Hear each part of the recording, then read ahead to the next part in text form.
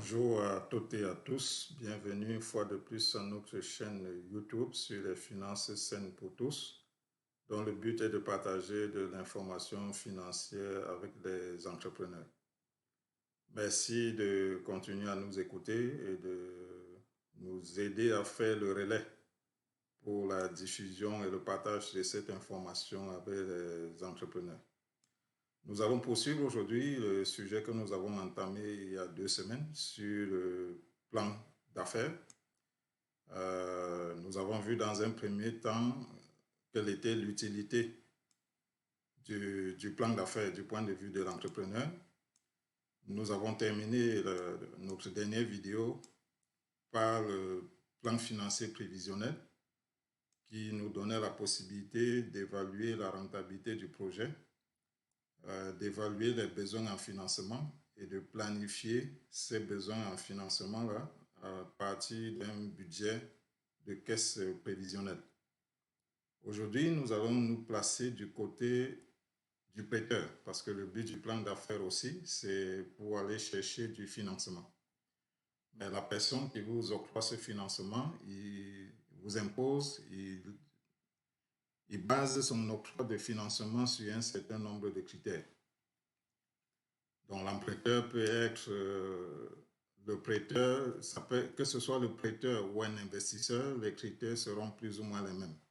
Il y a 5 principaux qui ont été identifiés, notamment la réputation de l'emprunteur, sa capacité à pouvoir rembourser l'emprunt, sa participation à l'investissement dans l'entreprise, c'est-à-dire ses capitaux propres, le montant d'argent que l'entrepreneur lui-même met dans l'entreprise avant d'aller solliciter un supplément, les biens que l'entrepreneur donne en garantie et enfin les modalités du prêt.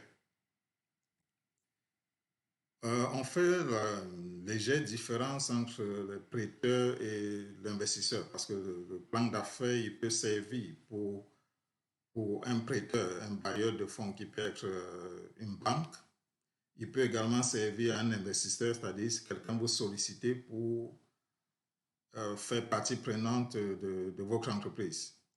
La petite différence entre les deux, c'est que l'investisseur, lui, il va vous apporter son expertise. Il sera vraiment votre partenaire à l'intérieur de l'entreprise.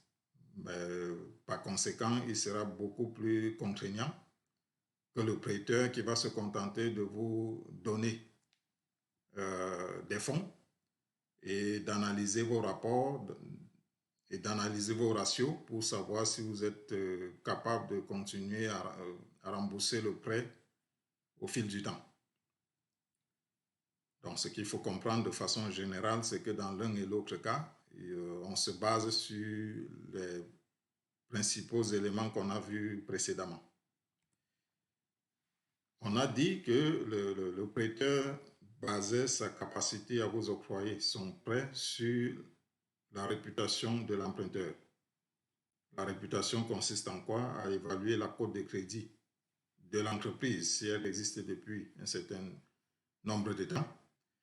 Et dans une certaine mesure, parfois c'est la combinaison des deux, la cote de crédit de l'entreprise et la cote de crédit du particulier. Donc si vous avez une mauvaise cote de crédit, ça peut avoir un impact sur votre emprunt par rapport à votre entreprise. Vous pouvez éventuellement obtenir l'emprunt, mais à des taux beaucoup plus élevés, je l'ai dit précédemment, que si vous aviez une meilleure cote de crédit. Parfois, ça peut aller du simple au double, au triple, voire au quadruple en termes de taux d'intérêt, de celui qui a un bon taux de crédit par rapport à celui qui a une mauvaise cote de crédit. L'expérience dans le secteur d'activité, ça peut également motiver le prêteur à vous octroyer le prêt ou à être moins regardant sur un certain nombre de critères. Vos relations d'affaires avec le prêteur, ça peut également contribuer. Votre réputation et les relations que vous avez avec les responsables du prêt. Donc, tous ces éléments-là rentrent dans les conditions qui faciliteront la décision du prêteur en termes d'évaluation de la personne qui fait l'emprunt. L'élément le plus important parce qu'on ne peut pas se contenter de vous donner un prêt juste sur la qualité de votre plan d'affaires. Il faut que le prêteur qui reçoit plusieurs demandes de financement utilise des critères objectifs. Et ces critères objectifs-là, les principaux critères objectifs qui sont utilisés par ces prêteurs, ce sont des ratios pour être capable d'évaluer votre capacité à rembourser l'emprunt. Donc, nous allons voir ces différents ratios-là en détail. Le premier, c'est le ratio de liquidité générale. Le but ici, c'est de savoir est-ce que votre actif à court terme est capable de financer votre passif à court terme. L'idée ou l'objectif du prêteur, c'est que ce ratio-là soit au moins égal à 1. Naturellement, s'il est supérieur à 1, c'est beaucoup plus intéressant. Ça rassure le prêteur que vous êtes capable, à partir de vos actifs à court terme, de rembourser vos passifs à court terme. En général, le calcul est fait sur la période d'un an, sur un horizon d'un an. Le deuxième ratio qui est utilisé par les prêteurs de façon générale, c'est le ratio de liquidité relative. Il est identique au premier. La petite différence, c'est que on extrait les stocks des actifs à court terme. Et on s'attend toujours, le prêteur s'attend toujours à ce que ce ratio-là soit, en fait, il s'attend ici à ce que le ratio soit inférieur à 1 pour signifier que vous avez moins de problèmes de liquidité. Parce qu'à partir du moment où vous enlevez le stock dans vos actifs, ça lui permet de savoir est-ce qu'en dehors du stock, vous êtes capable de rembourser votre passif à court terme avec le restant des actifs. Donc un ratio le ratio, excusez-moi, il doit être supérieur à 1, tout comme le ratio de liquidité générale qu'on a vu tout à l'heure, parce que l'objectif, c'est de s'assurer que vous êtes capable de rembourser votre passif à court terme à partir de vos actifs à court terme, incluant ou excluant le stock. Donc dans les deux cas, on s'attend à ce qu'il soit supérieur à 1. Le ratio d'emprunt versus les capitaux propres. L'idée ici, c'est de savoir est-ce que vous contribuez de façon significative à la création de votre entreprise. Donc, le total du passif sur les capitaux propres, on s'attend à ce qu'il soit moins de 2. Donc, si vous empruntez 3 fois ce que vous avez mis comme investissement à l'intérieur de l'entreprise, c'est sûr que c'est un peu inquiétant. Donc, c'est pour ça qu'on a dit à la base qu'il faudrait que vous mettiez une partie des fonds dans l'entreprise pour encourager le prêteur à vous apporter un supplément d'emprunt. Naturellement, il ne s'attend pas à donner 5 fois ce que vous avez investi dans l'entreprise. Il s'attend à ce que le ratio passif sur capitaux propres soit de moindre que 2. Autre élément important aussi, c'est la capacité à pouvoir payer le prêt et les intérêts liés au prêt. Donc ici, on calcule le ratio de couverture des intérêts. En fait, oui, le ratio de couverture des intérêts, c'est essentiellement les intérêts, excusez-moi. Donc le bénéfice d'exploitation, est-ce que le bénéfice d'exploitation que vous avez obtenu vous permet de payer les intérêts liés à la dette, liés à votre emprunt? Donc là aussi, on s'attend à ce que le ratio soit supérieur à 2. Ce qui signifie que vous avez suffisamment de profit pour être capable de pouvoir rembourser ne serait-ce que les intérêts liés à la dette. L'autre élément, c'est le ratio de couverture des charges fixes. Est-ce que le bénéfice d'exploitation que vous obtenez par rapport à l'entreprise vous permet de couvrir vos charges fixes? Tout à l'heure, on a parlé du ratio par rapport aux intérêts, bénéfice par rapport aux intérêts, mais ici, on parle des intérêts plus le capital emprunté. Donc, il faudrait que votre bénéfice soit capable de couvrir ces charges-là et qu'ils soient au moins qu'ils soient supérieurs à 2. C'est ça le but de l'exercice.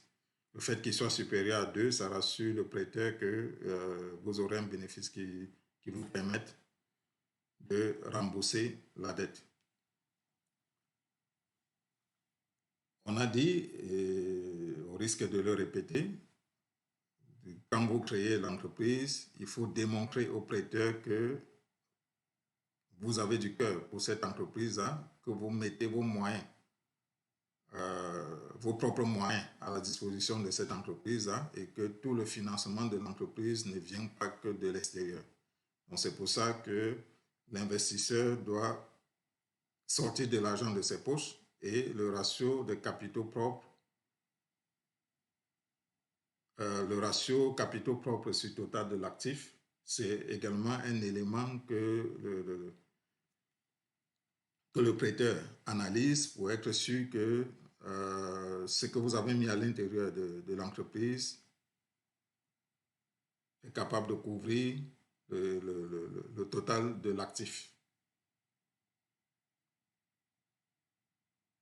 Donc, ces bases d'évaluation-là, il est également utilisé par comparaison avec d'autres secteurs d'activité. Parce que je l'ai dit tantôt, le prêteur, il reçoit des demandes de plusieurs entrepreneurs, il reçoit des demandes dans le domaine de l'immobilier. Donc, il peut comparer en disant, est-ce que je fais un prêt hypothécaire? Est-ce que c'est plus intéressant de faire un prêt hypothécaire ou est-ce que c'est plus intéressant de faire un prêt à une entreprise?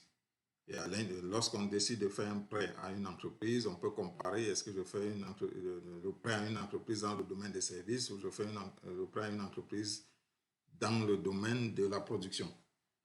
Donc c'est pour ça que tous ces ratios-là sont calculés et d'un secteur à l'autre, les valeurs peuvent être différentes et naturellement, le prêteur, il a des ratios de l'ensemble du secteur et lorsqu'il fait le calcul par rapport au vôtre, il essaie de comparer. De vous comparer au secteur et de décider si oui ou non il doit vous accorder le prêt, si oui, à quelles conditions. Donc le dernier élément, c'est un des derniers éléments, c'est les garanties qui vous seront exigées. Donc le but des garanties, c'est pas de vous décourager, c'est de s'assurer que l'emprunteur va faire ses paiements, c'est de réduire le risque de l'octroi de crédit, parce que c'est quand même un risque que le prêteur prend de vous octroyer ce crédit-là. Donc, pour réduire le risque, il vous demande des garanties et parce qu'il veut également limiter ses pertes en cas de non-remboursement. Il faudrait qu'il soit capable de récupérer au moins une partie de ses fonds. Donc, ici, le ratio prêt-valeur, il doit être inférieur à 65%. C'est-à-dire que le prêt que vous avez fait, il faudrait que vous puissiez mettre en garantie une valeur inférieure à 65% de ce prêt-là.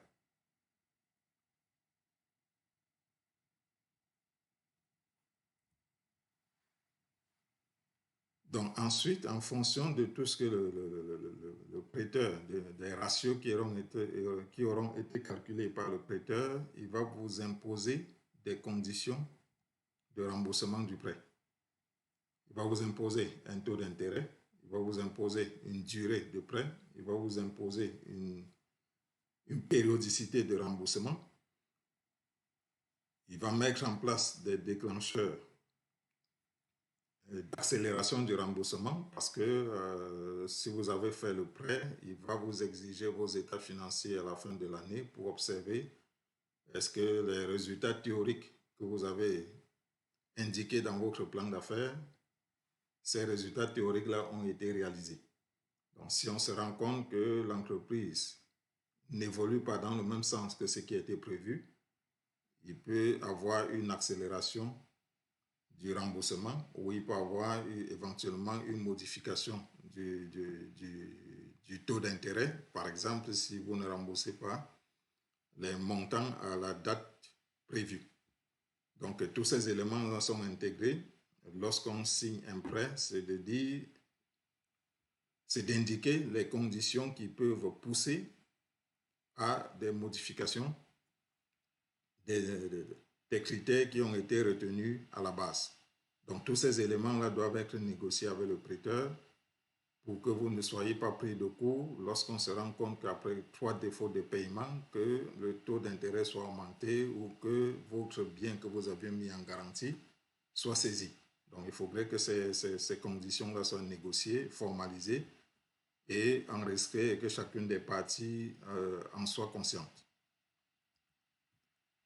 Donc, ce qu'il faut retenir globalement ici, c'est un sujet un peu technique. Ce qu'il faut retenir de façon générale, c'est que le prêteur ne se base pas uniquement sur la beauté de votre plan d'affaires, parce que j'entends souvent des gens dire « Ah mais j'étais allé demander du financement à la banque, je n'ai pas obtenu le financement, mais aujourd'hui, mon chiffre d'affaires est multiplié par 4, mon chiffre d'affaires est multiplié par 5, mon entreprise est prospère. » Oui, l'entreprise est prospère, mais le bailleur de fonds, lui, se base sur un certain nombre de critères pour vous octroyer des prêts, parce qu'il y a plusieurs personnes qui sollicitent ces prêts-là et il faut se baser sur des critères objectifs. Et les critères objectifs, c'est ce qu'on a vu, essentiellement basé sur les ratios et votre capacité à pouvoir rembourser la dette et surtout votre fiabilité. Est-ce que vous avez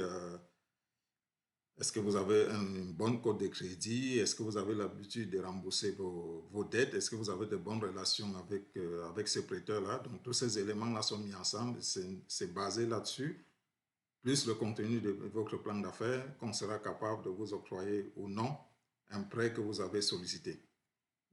La dernière chose qu'il faut retenir aussi dans ce processus-là, c'est que les critères qui sont utilisés par les prêteurs sont plus ou moins les mêmes critères qui seront utilisés ou pourraient être utilisés par un investisseur que vous sollicitez pour être partenaire dans votre projet. Donc, nous allons nous arrêter ici pour aujourd'hui.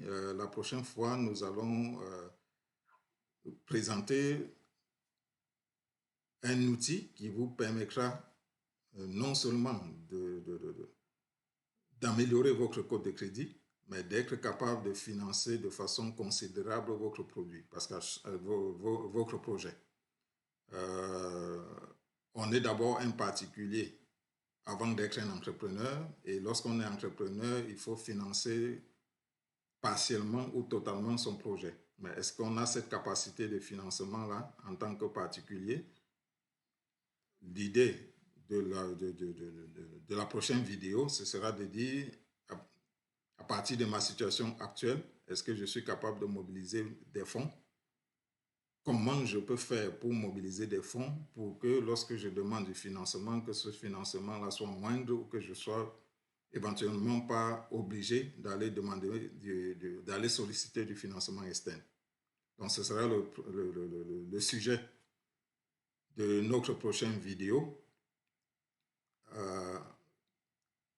Situation actuelle de l'entrepreneur ou du particulier qui veut devenir entrepreneur, comment mobiliser des fonds sans être obligé de passer par un bailleur de fonds qui va exiger des conditions en termes de ratio, en termes de garantie, etc. Donc, merci de nous avoir écoutés une fois de plus aujourd'hui. N'hésitez pas à liker notre page, n'hésitez pas à nous poser des questions de clarification et il nous fera plaisir de vous répondre. Bonne soirée et à la